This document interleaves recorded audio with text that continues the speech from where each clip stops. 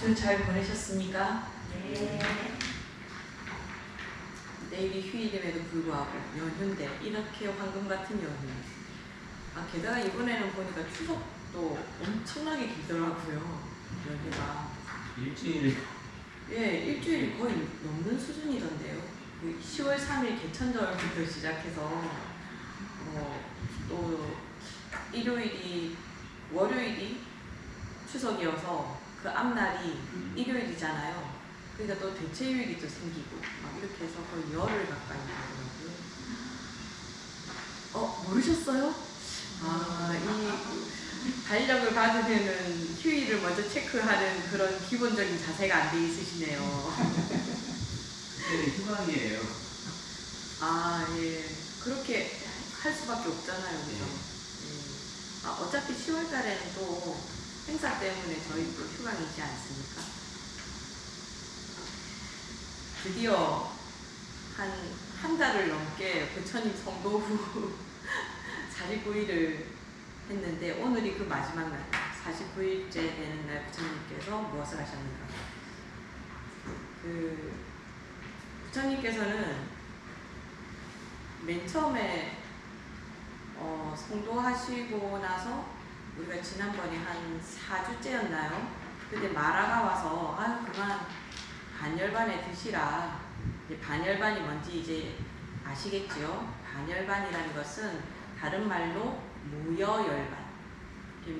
정신만 열반에 든 것이 아니고 몸까지 완전히 열반에 든 상태를 뭐라 한다고 했어요? 근데 이거 펜이 없네요. 펜이 이렇게 써면 안 되잖아요. 펜이 어디? 어디 안 붙어 있지? 예, 안 붙어 있네요. 말로만 해도 상관은 없는데. 아니에요. 예, 이거 없으면 안 되잖아요.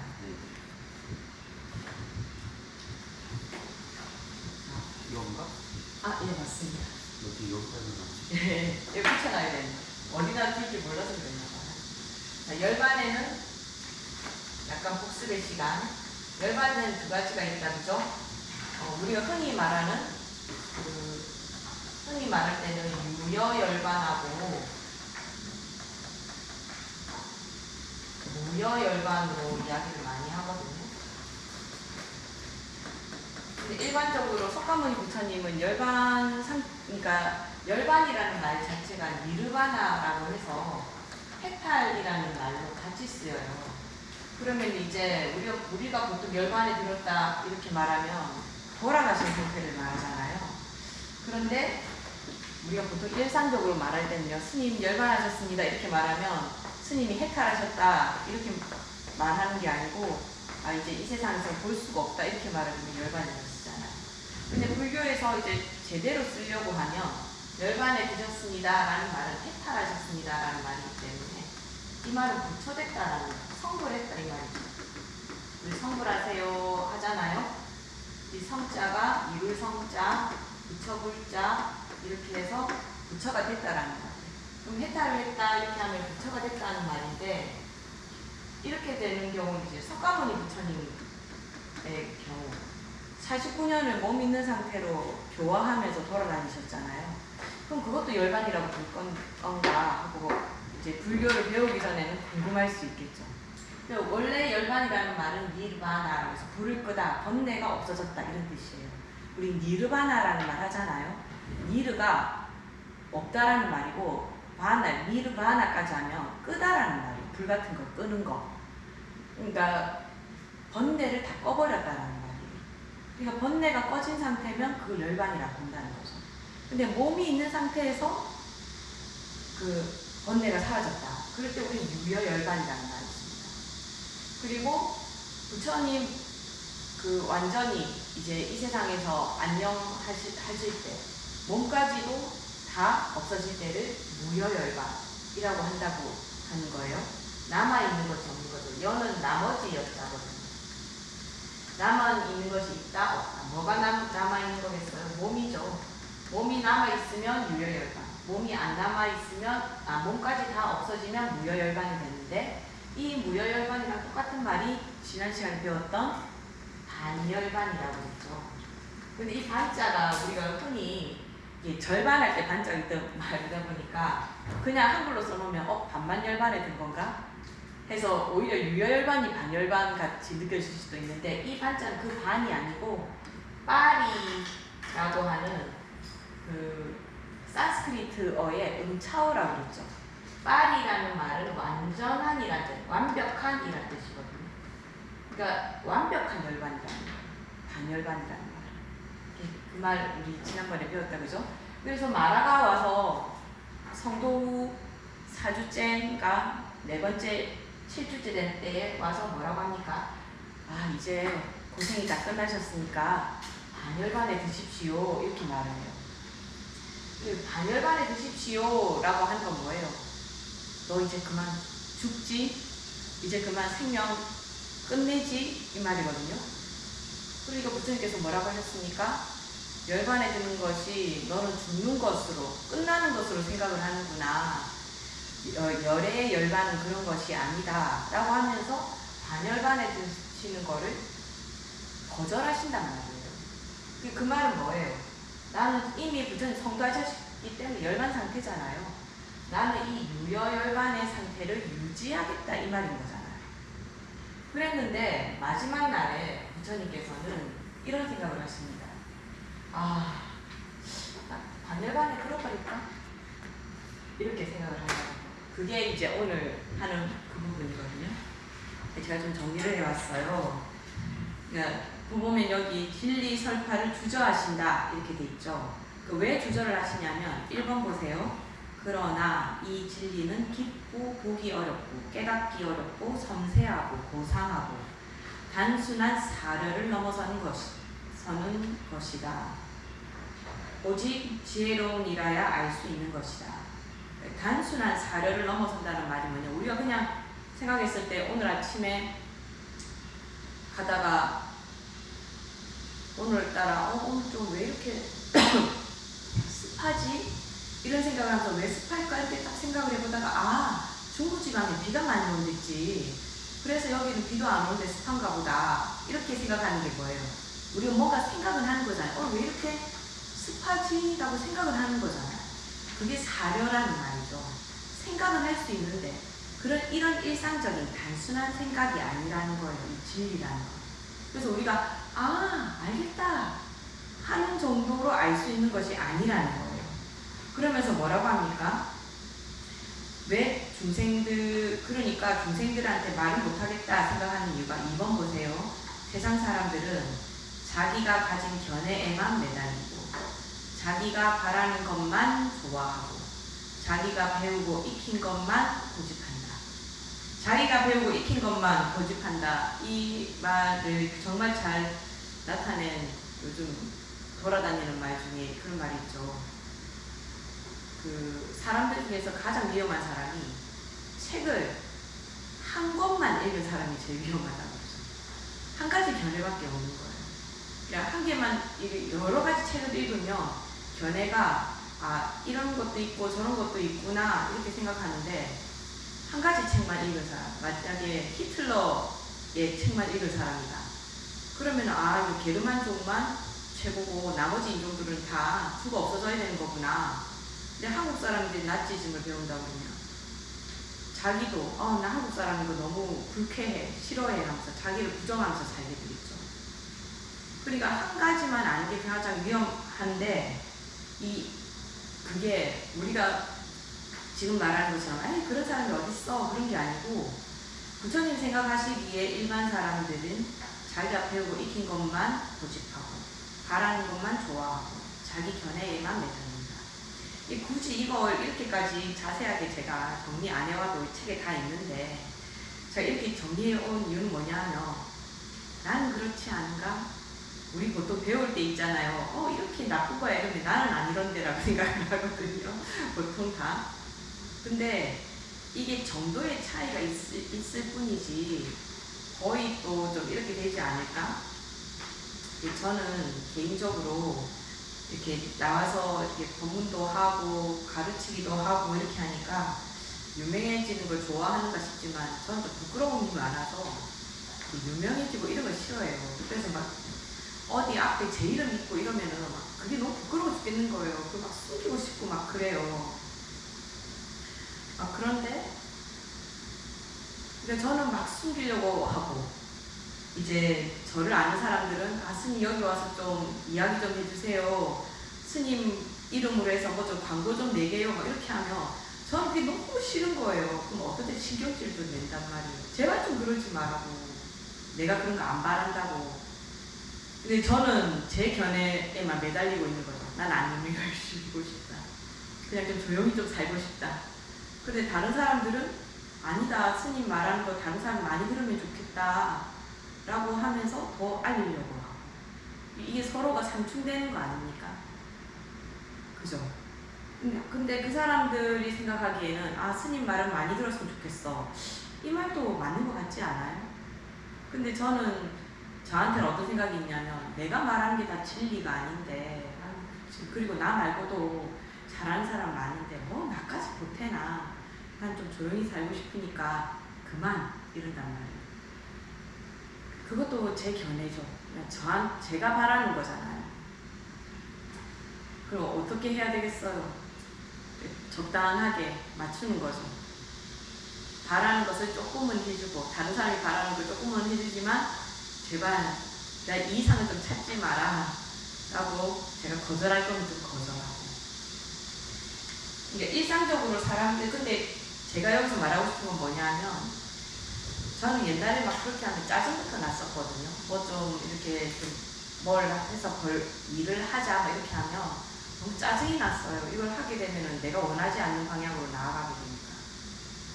근데 어느 순간에 제가 그런 생각을 해요. 내 생각이 맞나? 내가 하고 싶은 걸 한다고 해서 그게 맞나? 하는 생각을 하는 거예요. 그러니까 이 부처님도 뭘 말하고 싶은 거냐면, 뒤에서도 나오지만 불교에서 가장 좋아하는 것이, 중요한 것이 뭐냐 하면 바른 것이 가장 중요해요. 바른 것. 우리가 선 하면 이게 좋은 거잖아요. 좋은 것 또는 나쁜. 불교에서는 좋고 나쁜 게 중요한 것이 아니고 바른 건가 하는 게 중요한 거거든요. 그래서 제가 이렇게 나와서 막 이야기하고, 또는 가끔씩은 제가 이렇게 막 똑똑한 사람이 아니기 때문에 이야기가 막 헷갈려서 틀린 말도 가끔씩은 전할 수도 있잖아요. 그런 걸 두려워서 내가 알고 있는 것을 다른 사람한테 전하지 않는다면 그게 바른 건가? 이게 좋은 것과 나쁜 건가를 보는 게 아니고 바른 건가? 이렇게 보는 거예요. 이게 왜 그러냐 하면, 여러분, 저희 신도님들하고 가끔씩 하는 말인데요. 저는 경상도에서 계속 나고 자랐어요. 근데 지금 제가 지금 전라도에 있잖아요.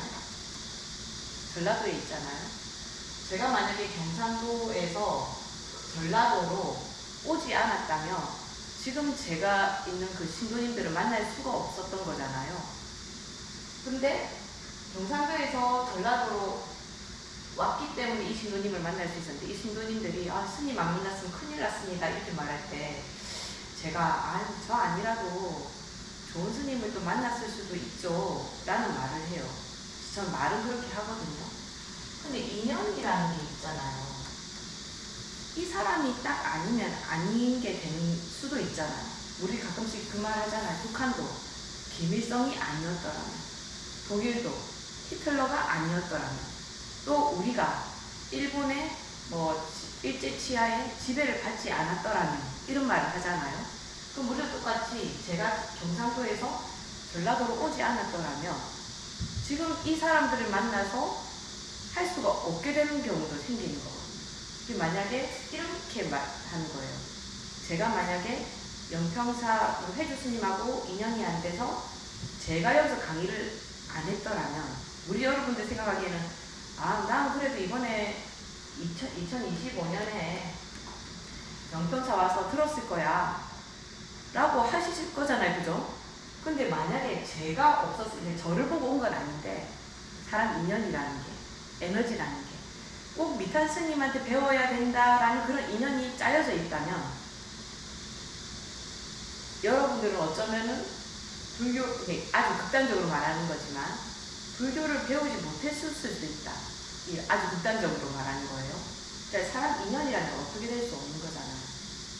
그러니까 이런 말이 있거든요. 그 옛날에 히틀러가 어렸을 때 이렇게 연못에 빠진 적이 있대요. 근데 그때 지나가던 의사가 그 히틀러를 구했대요. 그래서 어떤 사람이 물어봤대요. 당신은 히틀러를 어릴 때 그 물에 빠진 히틀러를 구한 것을 후회하느냐? 이렇게 물어봤대요. 왜냐면 그때 자기가 걔를 구하지 않았더라면 2차 대전이 안 일어났을 수도 있잖아요. 유태인들이 그렇게 안 죽었을 수도 있잖아요. 그죠? 그래서 그 의사한테 히틀러를 구한 것을 후회하냐? 이렇게 물어봤어요. 그런데 그 의사는 내가 다시 돌아간다 하더라도 내 인연에서는 그 아이를 구했을 거예요. 왜냐면 자기는 의사이기 때문에 죽어가는 사람을 보고 그냥 지나치지 못한다라는 거예요. 그러니까 그 사람이 만약에 지금 알고 저 아이가 그러면 그때 우리는 어떻게 해야 될까? 만약에 알았어. 얘를 구하면 히틀러가 돼서 2차 대전이 일어난다는 걸 알아. 그럼 안 죽게 내버려둬야 될까요? 어떻게 해야 돼요? 저는 만약에 얘가 미래에 그렇게 될 걸 안다 이렇게 하면 일단 그때는 구하고 약간 신경을 써서 교육을 시켰을 것 같아요. 그 아이가 그런 생각을 하지 않도록. 제가 이 말을 왜 하느냐면요. 우리가 흔히 그런 말 하잖아요. 나쁜 일 하면 벌 받는다. 이런 말 하잖아요. 그죠?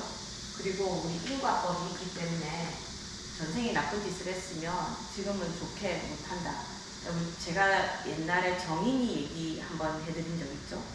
정인이는 아주 태어나서 부모한테 버림받고 양부모한테 입양을 했습니다. 그러면 근데 양부모가 정인이를 학대했죠. 그래서 죽음에 이르기까지 했죠. 근데 불교로 보면은 정인이와 이 양부모 사이에 인연을, 전생 인연을 본다고 하면 우리는 그냥 불교적으로 말할 때 아주 차갑게 이렇게 말할 수 있겠죠. 전생에 정인이가 이 양부모를 죽였을 수도 있잖아. 그럼 이거 당연한 겁니까? 어때요? 그럼 우리는 무슨 좋은 사람이 나쁜 데 가는 걸 보고 그래 전생에 그랬으니까 당연한 거지. 벌 받은 거지. 벌 받은 거지. 이렇게 말해야 됩니까? 그죠? 우리는 전생을 모르니까 정인이가 지금 불쌍한데 만약에 우리가 전생을 볼 수 있는 게 있어서 보니까 정인이가 만약에 양부모를 전생에 젓갈로 담궜다. 옛날에 서태웅가는 자기 그 궁녀 중에서 그 후궁이었나? 누구 중에서 이렇게 멸종을 없앤다 하면서 그 사람을 젓갈로 담은 것도 있었잖아요. 만약에 정인이가 이 양부모 젓갈로 담궜다면 그걸 우리가 알았어. 그럼 우리 양부모 편 들지 않겠어요? 전생에 그런 일이 있었는데 당연히 그렇지. 근데 우리는 전생을 모르니까 지금 정인이를 안 됐다, 이런 일은 없어야 된다 막 이렇게 말하는 거잖아요. 그럼 어떻게 해야 됩니까? 벌 받아서 잘 된 거예요? 자, 여기에서 불교가 말하는 지점이 뭐냐면 불교에서 업이 되는 것은 의지라고 했죠. 우리 의지, 내 의지가 내 업을 바꾸고 이 세상의 분위기도 바꾼단 말이에요. 그래서 우리가 아무것도 하지 않고 집에만 있는다 하더라도 내가 나가서 누군가에게 이렇게 하는 게 좋습니다, 이렇게 합시다, 이렇게 뭐 권하고 이런 걸 하지 않는다 하더라도 내 의지가 바르고 적어도 내 테두리 안에서 내가 바르게 살면 이 세상 자체를 사실은 지켜내는 슈퍼 히어로 같은 거거든요. 그럼 봅시다. 이 양부모는 전생에 정인이가 자기를 젓갈로 담궜기 때문에 알지 못하지만 얘가 믿고 얘를 죽이고 싶은 마음이 가득한 거예요. 근데 우리 업이라는 건 어떻습니까? 업이라는 것이 이 양부모로 하여금 정인이를 때려. 쟤는 우리한테 필요 없는 애야. 업이 양부모를 그렇게 만들었을 수도 있잖아요. 그죠? 양부모는 사실은 그런 생각이 없는데 뭔지 모르게 자기가 그런 느낌. 여러분들 살 때 좀 그런 때 있지 않습니까? 아, 저 사람은 좀 그냥 괜히 보면 짜증나. 이렇게 별로 저 사람을 가까이 안 하고 싶어. 아니 친하지도 않은데 근데 그 누가 시켰습니까? 그 사람이랑 나랑 이야기나 해봤어요?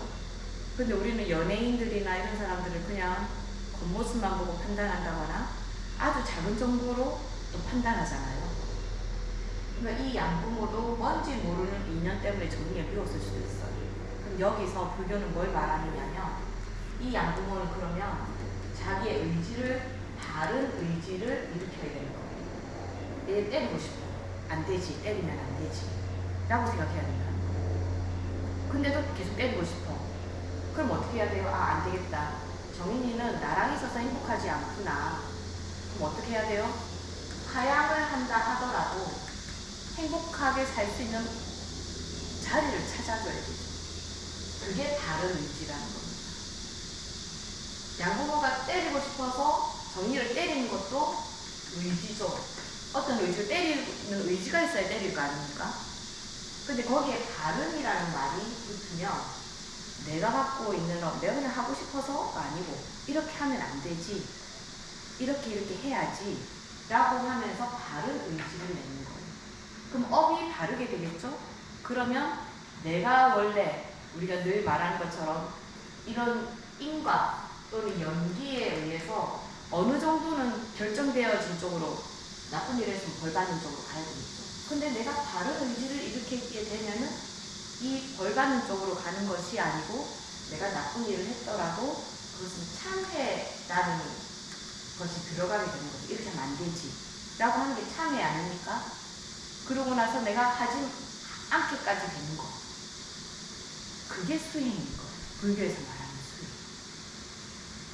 그래서 부처님께서도 중도를 얘기하면서 오늘 이제 시간이 되면 배우게 될 팔종도까지가 가게 되는 거거든요. 그래서 부처님께서는 무엇을 보셨냐면 이 양부모가 정의를 때리는 그 부분까지를 본 거예요. 그 의지. 다른 의지가 아닌 일반 사람들은 일반적인 의지로만 살아간다. 내가 하고 싶으면 그냥 한다. 내가 때리고 싶으면 때리고 내가 얘 밥 안 주고 싶으면 밥 안 주고 다른 의지가 아니고 그냥 내가 하고 싶은 대로 한다라는 거. 그게 지금 첫 번째에 나와 있는 거죠. 내 견해에만 매달리고 이게 옳다고 생각해서. 그러니까 정인이가 뭐 내 애도 아닌데 뭐 좀 때리면 어때? 뭐 이렇게 생각한다던가 그게 견해잖아요. 그죠? 바라는 것만 좋아하고 명품 바라는 사람은 뭐 몇천만 원이 들어도 명품 아니면 안 하고 나간다. 뭐 그런 거라던가. 그게 자기가 바라는 거잖아요. 그리고 자기가 배우고 익힌 것만 고집한다. 뭐 먹는 거에서 무슨 고급만 먹어야 된다. 뭐만 해야 된다. 이렇게 해야 된다. 어떤 자기 규칙을 세워서 그 안에서 살아가려고 하는 걸 말합니다. 그리고 두 번째는 또 이렇게 생각합니다. 위에랑 비슷한 맥락인데요. 집착을 즐기고 집착을 없애는 걸 싫어하는 거 있죠, 그죠? 그리고 집착을 기뻐한다. 정리하면서 좀 잘못했나? 책에 나와 있는 거 그대로 한 거니까요. 한번 읽어보시면 됩니다. 세상 사람들은 아무튼 이 집착 속에서 벗어나지 못한다라는 거예요. 그리고 그 다음 네 번째 볼까요? 집착을 넘어선 열반을 가르쳐 주어도 탐욕, 분노, 어리석음. 우리 탐욕, 분노, 어리석음 뭐라고 합니까? 맞습니다. 어리석음. 이것을 탐, 진, 치라고 하고 이것을 우리는 그 법수로는 말할 때는 뭐라고 하느냐면 삼, 독. 진짜 독이죠. 세 가지 나에게 있어서 독이 되는 거. 그러니까 열반을 가르쳐 주어도 이 열반을 가르쳐 준다는 건 뭡니까? 우리 이제 배웠으니까 오해 안 하겠죠.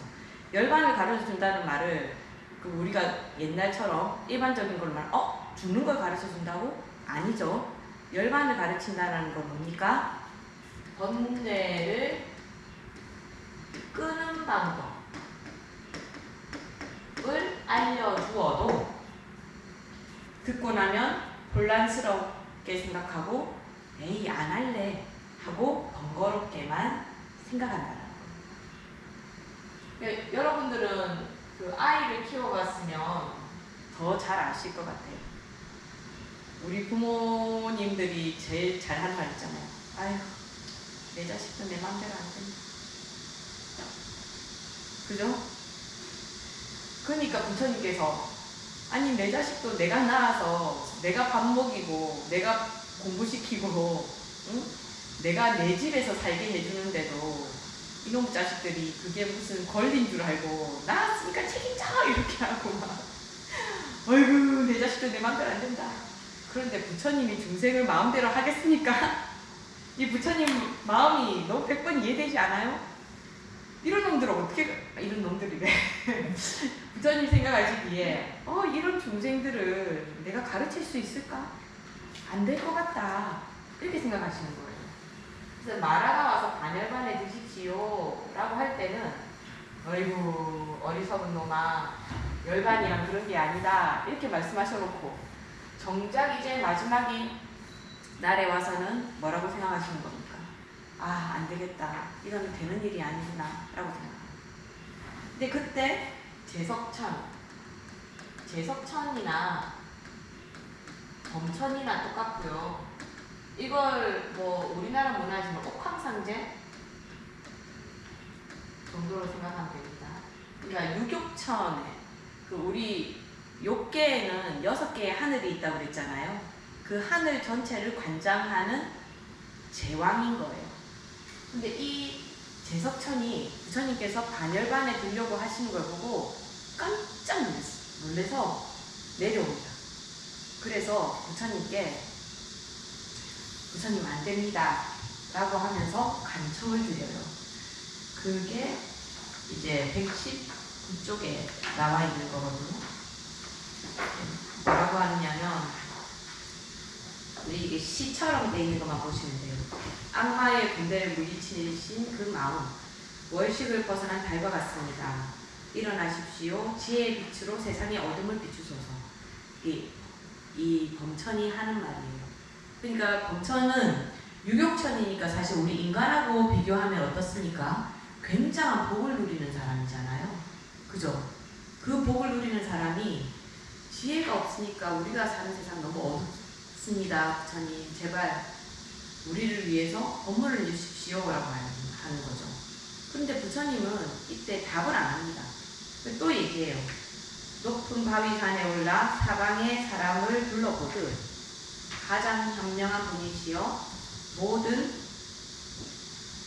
것을 보는 분이시여 슬픔을 없앤 분이시여 그와 같이 진리의 누각에 올라 태어남과 늙음에 정복당하고 슬픔에 빠져있는 사람들을 굽어보소서.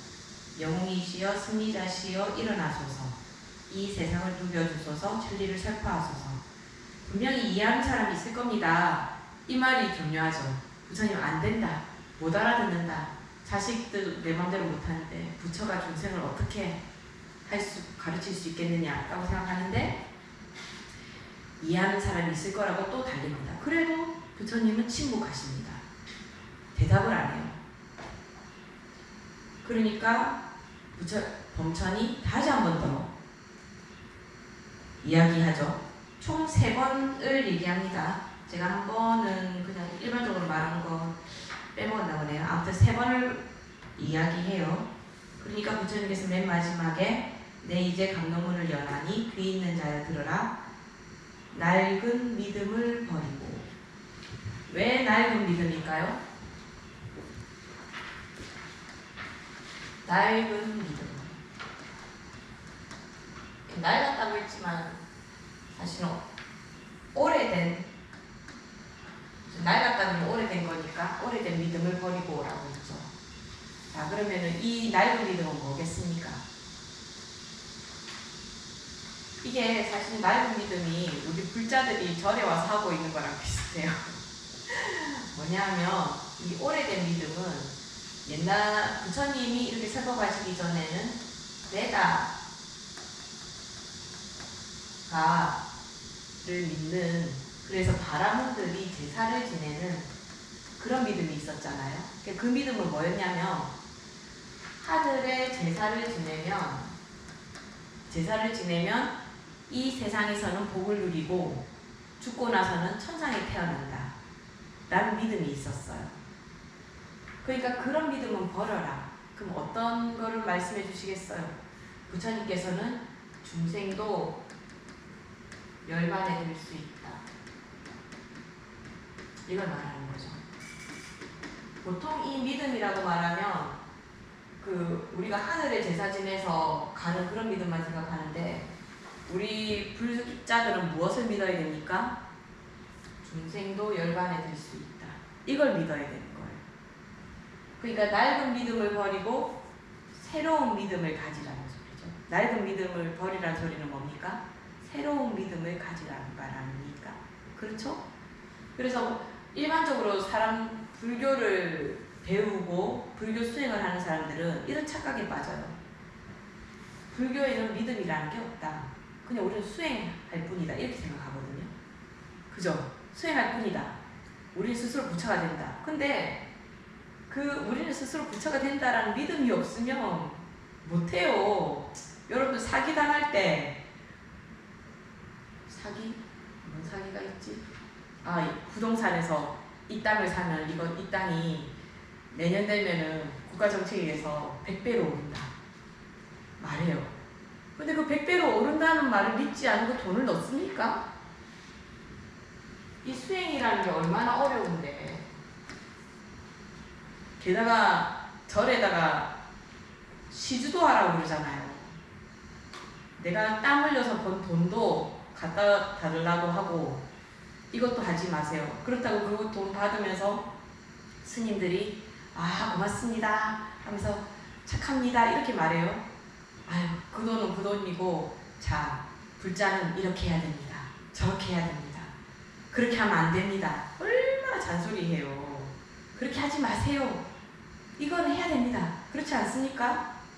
근데 그런 수행을 그 잔소리 듣는 그 수행을 왜 해요? 왜? 우리가 그 땅에 투자할 때 이 땅에 오를 거라는 믿음이 없으면 투자할 수 있습니까? 불교도 마찬가지예요. 우리도 중생도 열반에 들 수 있다는 이 믿음이 없으면 우리가 고통에서 벗어날 수 있다는 믿음이 없으면 우리는 수행 안 합니다. 믿음이 없는데 어떻게 수행합니까? 내가 믿어야지 하지 않더라도 믿기 때문에 우리가 불교를 배우려고 하는 거거든요. 내가 교회 가는 것보다는 절에 가서 불교를 배우는 것이 내 고통이 없어지는 데 도움이 된다 라고 믿기 때문에 오는 거 아닙니까? 그래서 불교에서 말하는 것은 낡은 믿음이 아니라 바른 믿음인 거예요. 이렇게 하다 보니까 또 아름치 않게 나오네요. 대승기신론에서는 기신론이잖아. 대승기신론이라는 거 들어본 적 있습니까? 원효 스님 좋아하시는 분들은 대승기신론 엄청 많이 합니다. 기신이 뭐냐 하면 귀신이 아니고요. 믿음을 일으키는 거거든요. 근데 이 믿음을 일으키는 걸 대승기신론에 보면 정정취가 되면 무엇을 일으키냐면 정신을 일으킨다 이렇게 말해요. 글자 똑같네요. 그죠? 바른 믿음을 일으킨다는 거예요. 바른 믿음이 뭐냐? 열애와 중생은 같다. 이것을 일심이라고 한다. 일심 많이 들어보셨죠? 일심이 뭐냐 하면 열애와 중생은 다르지 않다. 내 마음밭 안에 열애가 있고 또 열애 마음 안에도 중생이 있다.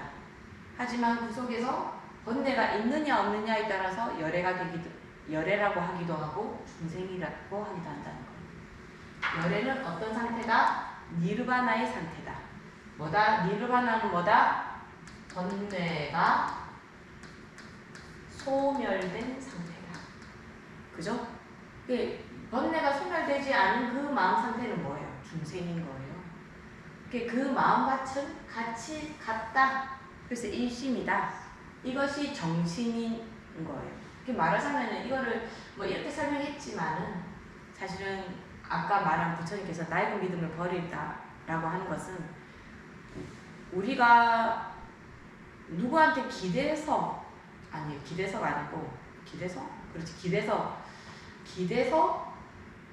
내가 구원받고 그 구원받아서 다시 그 사람을 믿지 않으면 그러니까 그걸 계속 반복한다. 왜냐하면은 그 인도 종교에도 윤회는 있으니까요. 근데 그걸 좋은 걸 주는 사람이 신이다 이 말이에요. 그럼 뭘 해야 돼요? 신에게 잘 보여야 돼요. 그죠? 그러면은 제가 아까 말하다 보니까 제가 왜 말을 좀 더듬었냐면 우리가 아미타불 믿는 것도 약간 그런데 아미타불에 의지해서 내가 극락을 가는 거잖아 라고 하면 그러면 신에게 매달려서 잘 가는 거랑 뭐가 다르지? 라고 하는데 아미타불한테는 잘 보일 필요 없습니다. 아미타불은 오히려 막 반항하고 나는 아미타불 안 믿을래요 막 그렇게 하면 더 아미타불이 신경 씁니다. 왜냐하면 중생은 아미타불은 부처거든요. 부처는 뭐가 있습니까? 자비와 지혜가 있어요. 아까 부처님께서도 이 진리는 일반적인 사료로서 단순한 사료로는 알 수 없는 것이다 라고 했으니까 지혜가 있어야지만이 그것을 알 수 있다는 말이잖아요. 거기에 부처님은 자비까지 있기 때문에 이 사람이 좋고 나쁘고를 가리지 않아요. 그런데 신은 잘 보여야 됩니다. 잘못 보이면 어떻게 됩니까? 지옥에 떨어져요. 정토불교에서는 지옥 얘기 안 합니다. 불교에서는 지옥 얘기를 안 해요. 어떤 경우에만 지옥 얘기를 하냐면 구제할 때만 지옥 얘기를 해요. 그러니까 부처님 법을 몰라서 나쁜 짓을 하면 지옥을 가죠? 그러면은 우리 곧 돌아오는 백중 때 어떻게 합니까? 지옥문을 열어서 지옥에 있는 사람들을 구해요. 그러니까 지옥을 심판으로 가는 감옥으로 생각하는 것이 아니고 불교에서는 이 감옥을 열어서 구해야 된다고 생각하는 거예요. 근데 이 기독교나 일반적인 그 신을 믿는 여기서는 지옥은 심판을 해서 나쁜 놈은 지옥에 보내고 좋은 사람은 내가 내 옆에서 살게 할게 이런 개념이거든요. 그러니까 똑같은 지옥을 얘기하지만 불교에서는 지옥에 보내지 않습니다. 불교에서는 못 가게 최대한 막아요. 그리고 가잖아요. 그럼 구하러 갑니다. 심판이 없어요. 불교에. 그래서 비슷하게 들려도 비슷하지 않습니다. 그리고 신한테 잘 보이지 않으면 그 신이 벌을 줘요. 근데 부처님한테 마음대로 한다고 해서 부처님 벌 안 줍니다. 부처님은 그 더 막 자기한테 나쁘게 하는 사람을 더 안 줘. 이 사람 안 됐다라고 하면서 제가 아까 말했던 히틀러가 될 걸 알면서도 다시 타임머신을 타고 가도 꼬마 히틀러를 구한다고 그랬죠? 그럼 어떻게 해야 됩니까? 교육을 시켜야 되겠죠. 그런 나쁜 히틀러가 되지 않게 하기 위해서. 그러니까 부처님도 그 아이가 나쁘니까 죽여야 된다라고 말하는 게 아니고 구제하려고 한다라는 거예요. 어리석음에 빠지지 않도록. 그게 불교와 일반 신을 부처님께 매달려서 내가 해탈하는 것과 신에게 매달려서 천상에 가는 것이 이런 차이가 있는 겁니다. 그래서 우리가 기독교랑 불교랑 얘기할 때 막 정토불교는 뭐 기독교랑 비슷한 거 아니냐 이렇게 하는데 가장 큰 차이가 내가 극락에 가면 열심히 하면 저는 아미타불이 될 수 있어요. 그죠? 근데 제가 기독교에서 신을 열심히 믿어서 신의 나라로 들어가요. 근데 저는 신이 못 됩니다. 제가 창조주가 그럼 될 수 있겠습니까? 그 세계관에서는 안 된다라는 거예요. 근데 부처님은 우리를 중생도 똑같이 자리를 나누는 거예요. 여기 같이 동등하게 서는 것을 허락해요. 네, 그런 점에서 다르다. 그래서 이 바른 낡은 믿음을 버리라는 것은 중생이 열반에 들 수 있다. 중생도 해탈할 수 있다. 중생이 부처가 된다. 라는 그 바른 믿음을 이제는 취해라. 낡은 믿음은 버려버려라. 라고 하면서 설법을 시작하신다는 겁니다. 자, 이제 본천의 권청을 통해서 우리가 또 중요한 건 뭐냐면 우리는 일반적으로 저는 요즘은 이제 소승, 대승, 초기 불교 이렇게 말하는 걸 별로 좋아하지 않습니다. 그건 없다고 생각해요. 불교는 평등의 종교인데 무슨 소승이 있고 초기가 있고 뭐 그렇겠습니까? 그런데 이제 그 역사적으로 사람들이 전한 설법, 그때 필요한 걸 이야기해 주지 않겠습니까? 그러니까 필요가 달라졌다. 저는 그렇게 생각하거든요. 그렇지만 뭐 그렇다 하더라도 그 일반적으로 사람들이 말할 때 그 대승하고 뭐 소승이라고 합시다. 소승을 얘기할 때 이런 말을 많이 합니다. 상구골이 하와 중생을 하는데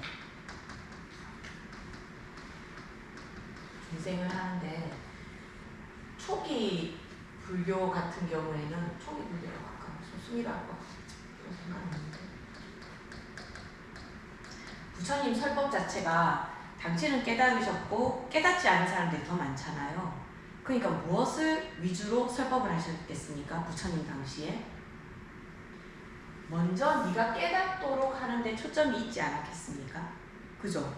그러니까 계속 수행해서 아라한이 되라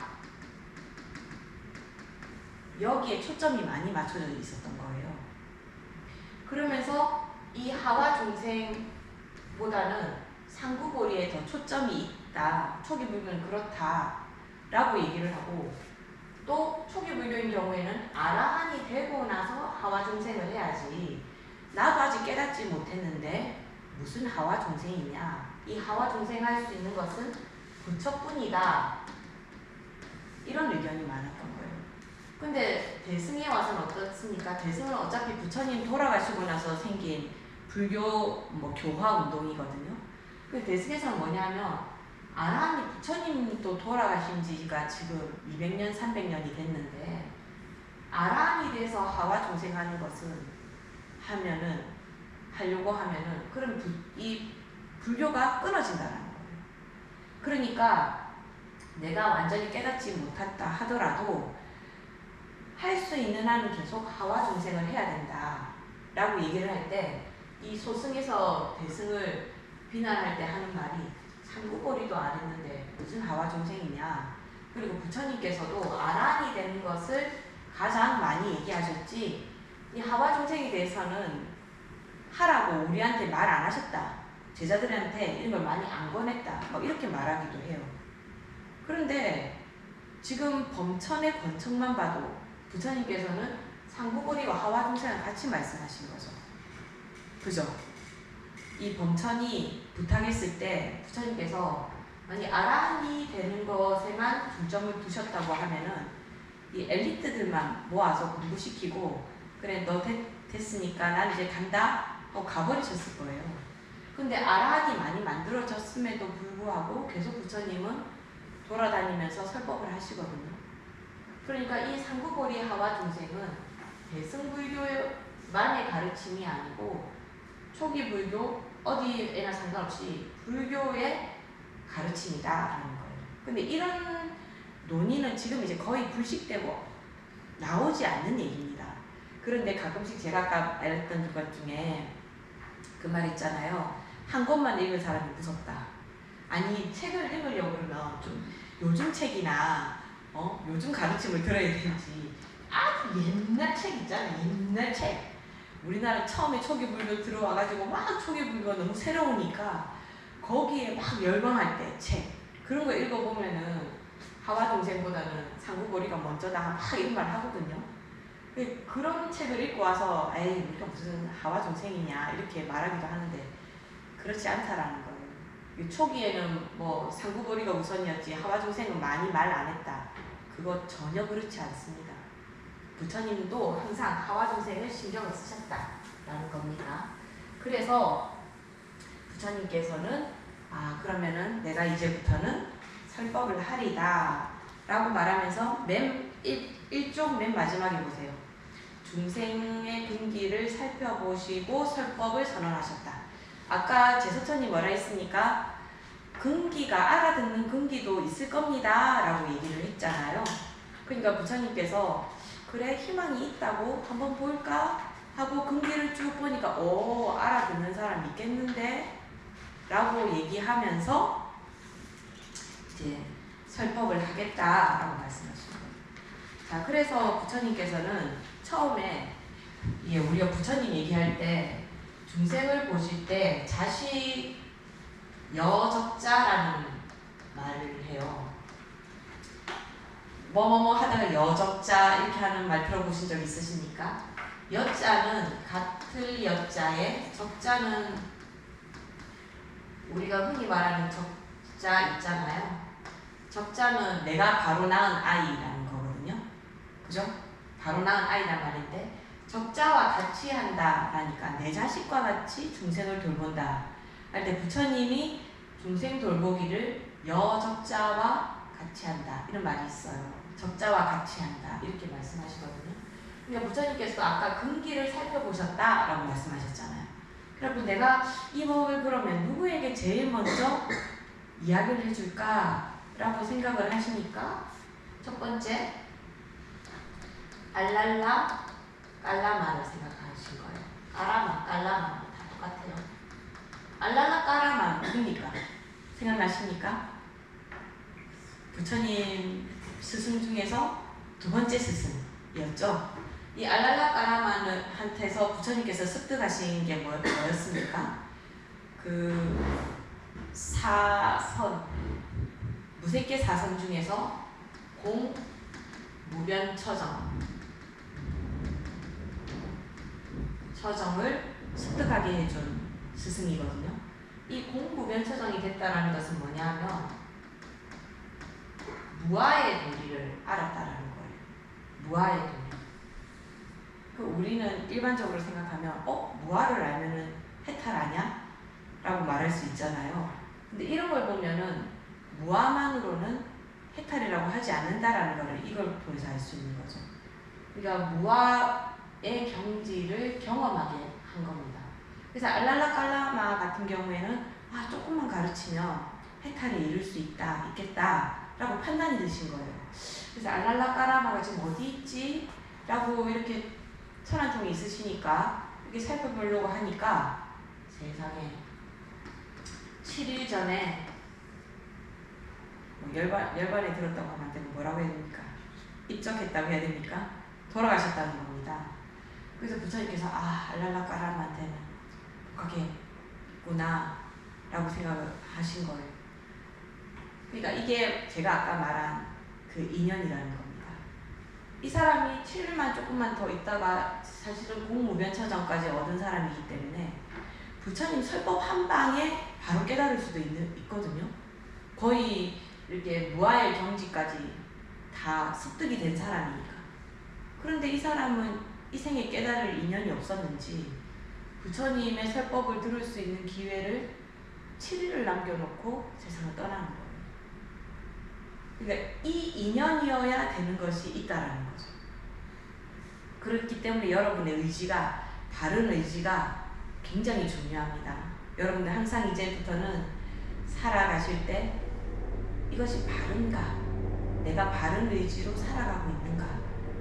그걸 한번 우리 여기 올라가다 보니까 그런 말이 있는 것 같던데요. 회광반조 들어보셨습니까? 회광반조가 돌려요. 뭐를? 빛을 반대로 돌려서 비춰본다. 우리가 보통 길 갈 때 빛을 어디로 비추니까? 앞에다 이렇게 비추잖아요. 근데 이제 이 앞에 비추지 말고 반대로 나를 보라는 거예요. 그래서 그거 할 때 조고 각하라는 말도 쓰죠. 이 말은 뭐냐 하면은 내 발밑을 본다는 뜻이에요. 그러니까 너무 앞 보지 말고 나를 보라는 말이거든요. 그러니까 과연 내가 바른 의지로 살아가고 있는가를 봐야 된다는 겁니다. 그래서 알랄라 깔라마한테 가서 알려줘야 되겠다 했는데 실패. 그러니까 두 번째는 또 스승이 생각이 나는 거예요. 누구겠어요? 우따라 라마푸타. 이 사람은 무색계 제4선 비상 비비상처정까지 간 사람이죠.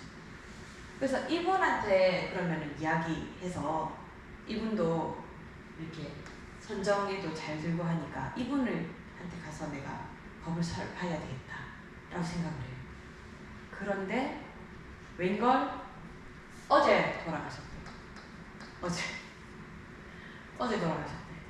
그래서 또 실패.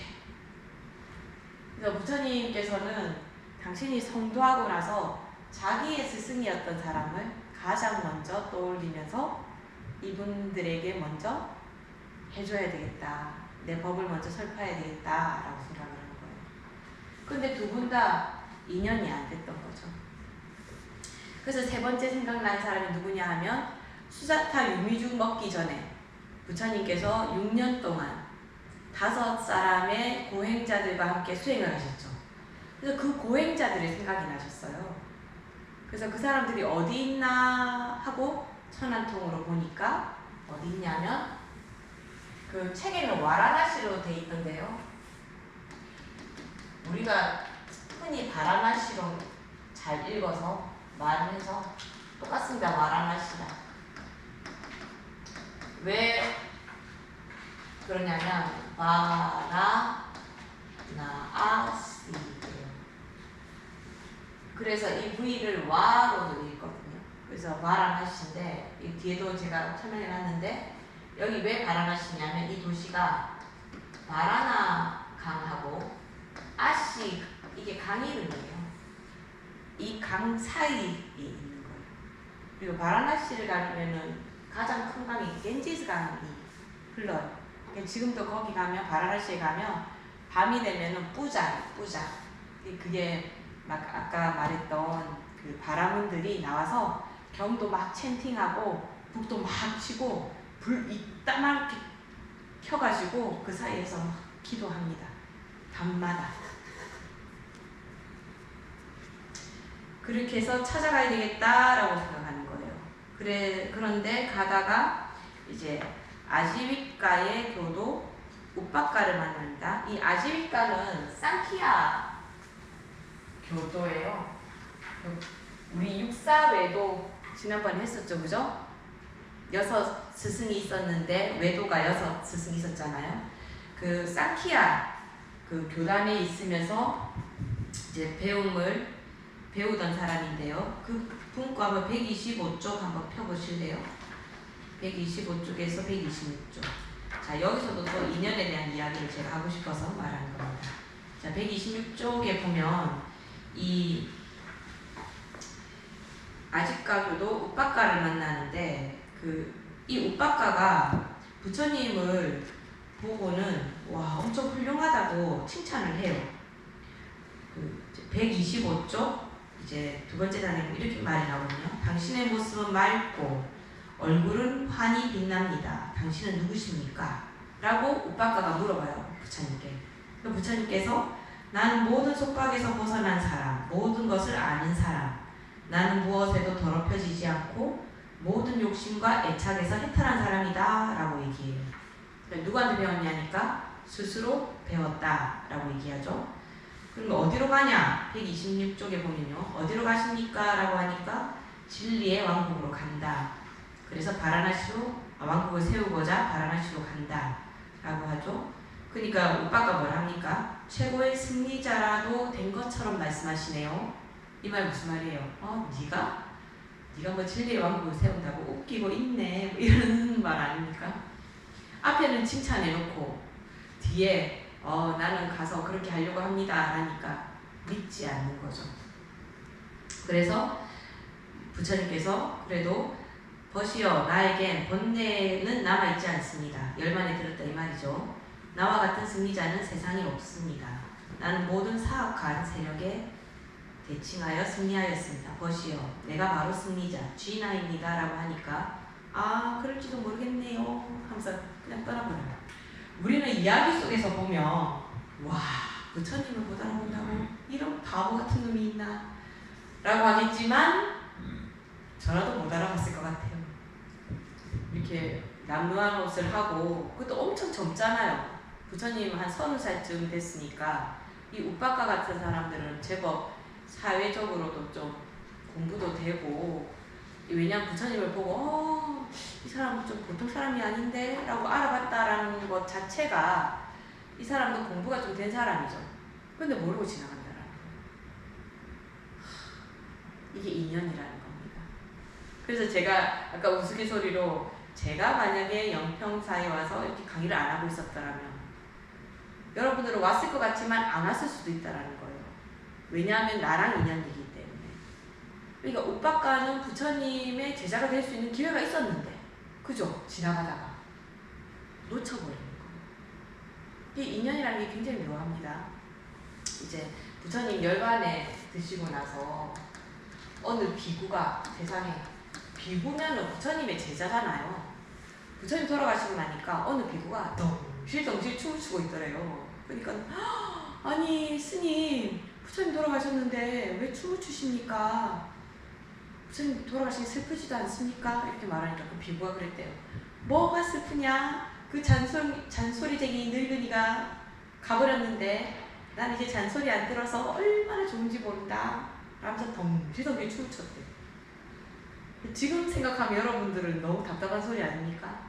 난 진짜 부처님한테 가서 진짜 한마디를 듣고 싶은데, 그 비구스님은 그게 뭐라고요? 늙은이의 잔소리였다라는 겁니다. 지금 우리가 들으면 웃음이 나오는데 그 상황이 되면 안 된다라는 거예요. 그 인연에서 나오는 거죠. 그러니까 아까 제가 정인이와 양부모를 얘기할 때, 양부모가 우리가 보기에는 엄청 나쁜 놈이지만 불교 세계관에 봤을 때 그 사람의 인연에 있어서는 일어날 수밖에 없는 일일 수도 있다라는 거죠. 하지만 정말 부처님께서는 다른 인간이 되라고 하지 않았겠습니까? 다른 인간이라고 하면 그 전생 인연이 어땠든 간에 내가 해야 되는 지금 바른 행동이 무엇인가를 알아야 된다라는 거예요. 그래서 우리가 때로는 보면은 아유 저놈들은 주로 제가 옛날에 제 도반이, 지금은 없는 열반에는 없는 도반인데요. 그 도반이 여성교도 비구니 스님이었으니까 여성교도소에 법회를 나갔어요.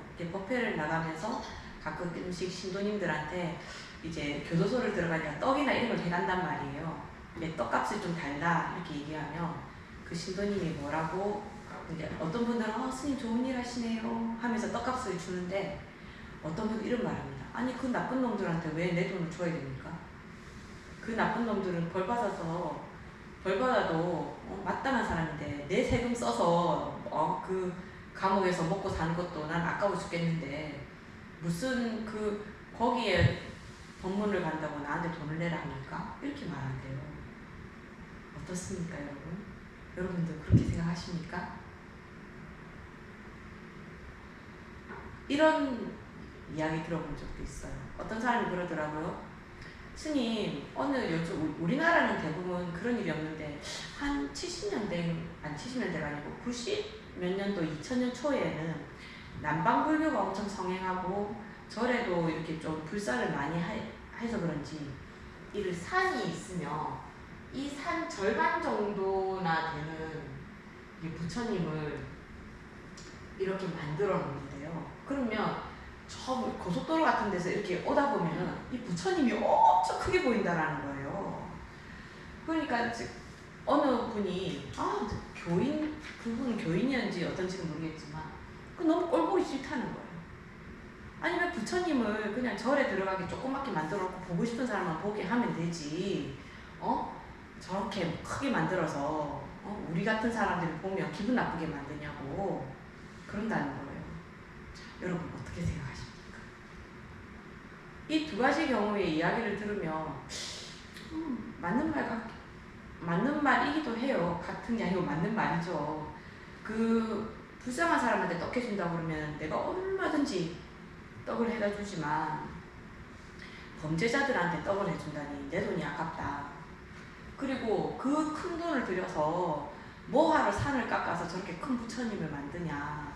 신심 떨어지게. 꼴 보기 싫다라는 거예요. 그 말도 맞죠. 저도 이거 별로 좋아하지 않거든요. 근데 제가 그 말을 들었을 때 이런 생각이 들었어요.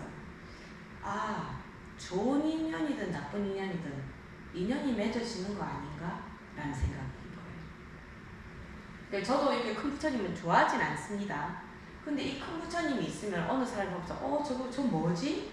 부처님 상인가? 저기 절이 있나? 부처님하고 인연 없던 사람도 그 조그만 인연이 맺어지는 거예요. 부처님인가? 라고 부처님을 떠올리는 생각. 우리 연불 할 때 부처님 안 봐도 불자들은 부처님 명호 생각나잖아요. 근데 부처님을 접해본 적이 없는 사람들은 연불을 하고 싶어도 연불을 못해요. 부처님 모르니까. 그런데 부처님을 욕하는 인연이라도 부처님 알게 되는 거잖아요.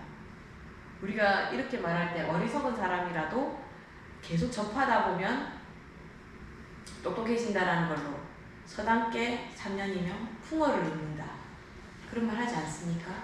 그럼 이 사람도 계속 보다 보면 저 절에 한번 가볼까 이런 생각이 들어서 젊은 애라도 한번 간다. 그럼 이게 보기 싫기는 하지만 완전히 나쁜 영향만 주는 것은 아니다.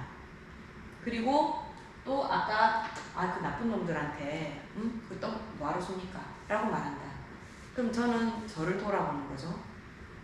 나는 이 세상에 살면서 나쁜 짓을 조금도 하지 않았나? 내가 범죄자가 될 만큼의 나쁜 짓은 하지 않았지만 사람은 알게 모르게 나쁜 짓을 한단 말이에요. 저도 제 이익 때문에 스님 아까 사탕 먹지 않았어요? 사탕 먹고 양치 안 한 거 아니에요? 이렇게 말할 때 내가 그거 얘기하면 내가 좀 부끄러운 것 같아. 아니요, 나 사탕 안 먹었어요. 거짓말이잖아요. 사탕 먹었는데 안 먹었다고 하면. 그렇지만 내가 그때 그 위기를 모면하려고 사탕 안 먹었다고 이렇게 말한단 말이에요. 스님 먹어도 한 개 모자라잖아요. 뭐 이렇게 핀잔 들을까봐. 그거는 조그만 거짓말이라든가 그런 거 한 적이 없나요? 근데 그 나쁜 사람한테 설법을 듣게 한다. 그리고 스님을 좋은 사람의 인상을 주게 한다. 이렇게 먹는 거 주는 사람한테 나쁜 말 하는 사람 없잖아요. 근데 저도 그 법회를 한번 따라갔는데 저는 그 스님 대단하다 싶대요. 여성 재수자들을 만나는데도 저는 그 에너지가 좀 섬뜩하더라고요. 그래서 스님 하면서 제 손을 잡는데 제가 소름이 쫙 끼치는 거예요. 그러니까 그게 보통 사람이 할 수 있는 일이 아니에요. 제 도반 스님은 그걸 1년도 넘게 그 사람들이 불쌍하다 하면서 그 사람들이 교육을 받았더라면 이런 짓을 안 했을 거다. 환경이 좋았더라면 이런 짓을 안 했을 거다. 그러니까 여기 왔을 때 불교를 만났더라면 이런 짓을 안 했을 거다. 라는 희망을 품고 그 스님은 설법을 하러 가는 거예요. 그런 분들한테. 그러면서 염주 같은 거 막 이런 거 조금이라도 그 사람들이 신행생활 할 수 있도록 막 도와주려고 하는 거예요. 저는 그걸 보면서 이 생각을 나도 내가 사회에서 나쁜 짓을 한 사람들한테 그래 스님의 법문을 들을 수 있는 기회를 준다면 나도 내가 나쁜 짓 한 것을 죄의 사함이라고 할까요? 내가 알지 못하는 내가 어리석게 행동하는 것을 누구한테 지적받아서 고칠 수 있는 기회가 오지 않을까? 그 인연을 맺는 그 사람들한테 좋은 일을 하는 것이 아니고 내가 나의 나쁜 점을 알 수 있는 그 기회를 얻는다라는 그 인연을 짓는다라는 생각이 들더라고요. 그러니까 그분의 말도 맞기는 맞는데 회광반조해보라. 그럼 나는 내 나쁜 점을 참여하고 싶지 않은가? 그걸 고치고 싶지 않은가? 라고 나한테 반문해 본 거예요.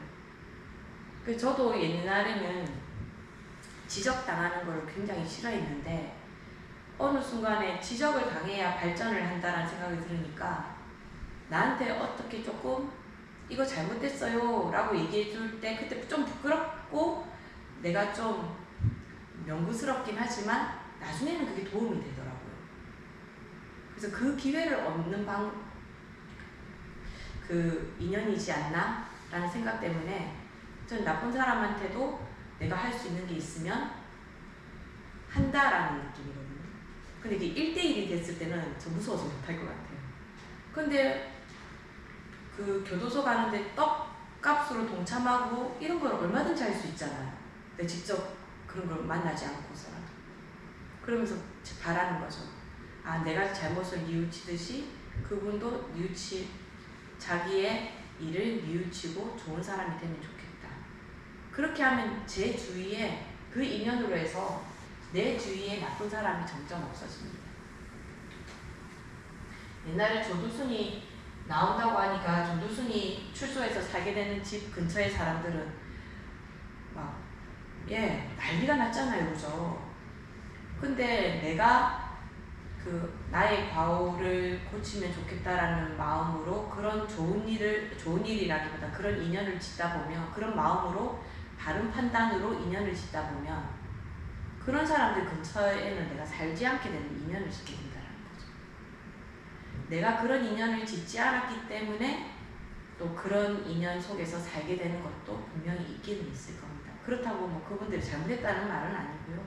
이 인연의 네트워크라는 것은 너무나 촘촘하고 너무나 방대하기 때문에 우리가 다 알 수가 없어요. 그래서 딱 집어서 이것이 나쁘다 좋다. 그래서 제가 3세 인과경을 별로 안 좋아하는 이유가, 가난한 이유가 이래서 그렇다. 가난하게 되는 이유는, 가난하게 사는 이유는 엄청 많아요. 내 몸에 병이 있다. 그 병이 있는 이유는 그 인연을 맺는 그건 굉장히 많아요. 뭐 한 가지로 딱 되는 게 아니란 말이죠.